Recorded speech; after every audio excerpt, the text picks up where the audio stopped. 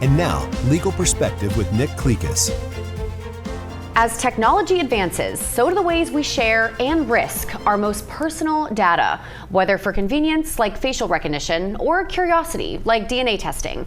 These accessible tools bring serious questions about privacy and data security. Here to help us navigate privacy in the digital age is Allie Menegakis, attorney at Clekis Law Firm. Allie, always great to have you with us. First, I want to establish, we're talking about biometric data. So facial recognition, DNA testing, fingerprints, that's kind of all that biometric data encompasses. It's widely used for convenience, but what privacy concerns arise with this type of technology? Well, I think the easiest way to think about biometric data is it's kind of a thumbprint or a key to your personal information.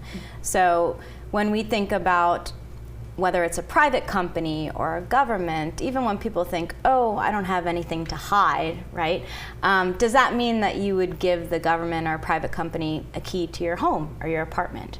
And when it comes to DNA evidence, for example, it's not just your specific personal data, your DNA, but the data of all of your relatives, your past relatives and future relatives, potential future children or grandchildren.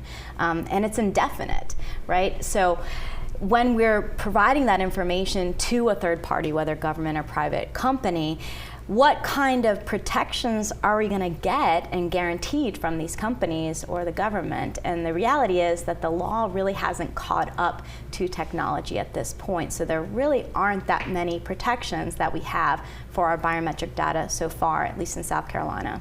So once we submit, let's say, our DNA to a genetic testing company or do the facial recognition on our smartphones, what rights do we have over that? Do we have any? Well, I think when we download an app or we submit something to a company like 23andMe, for example, which is going through a lot of things right now, we are reading a lot of legalese, right? And we usually just easily check the I consent button, right? But whether or not that company right now is saying, we're going to protect your data and we're not going to sell it to third parties, or we're not going to allow the government to easily come in and access that without a subpoena or a warrant, doesn't mean that that might not change tomorrow or next month or 10 years from now. So it really comes down to the privacy rules of that specific company, which you are agreeing to by entering into that, agreeing to potential privacy changes. So if you're on Facebook, for example, you might see, oh, we have a new privacy change, and you have to read it and understand it. Those things can change at any time, and you don't have control over that. One great example of the DNA testing when the government can subpoena or whatever that may be, the Golden State Killer. Tell me a little about this case.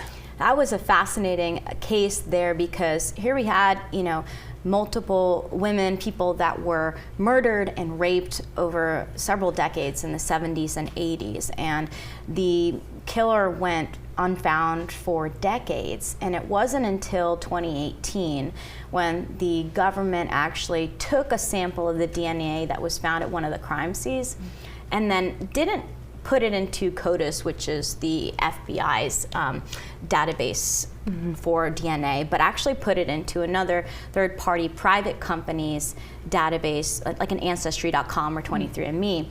And they did it through just like any client would or customer would. They submitted it through that public company, and then they came back, and it came back and found relatives that had a certain percentage identical to the DNA of the actual killer. And so they used that information to spearhead their investigation, ultimately found the person that did commit those crimes because of that. And it sounds great, right? It's like, oh wow, we're solving crimes with it. That's absolutely true. However, we don't know what the future holds for what DNA could be used for 10 years from now, 50 years from now, 100 years from now. And remember, these companies could potentially sell that data somewhere, or in the case of 23andMe, which in 2023, they had been hacked. I think 6.9 million users' personal information was hacked by an outside source. 23andMe ended up settling for $30 million, but that information is still out there, and it will be indefinitely. Privacy in the digital age is tricky. We have a lot of questions, but Clekis has answers. 843-9 million is where we can go for more information. Allie, thank you for being here. As always, pleasure. Pleasure as always. We're back after this. This has been Legal Perspective with Nick Clekis.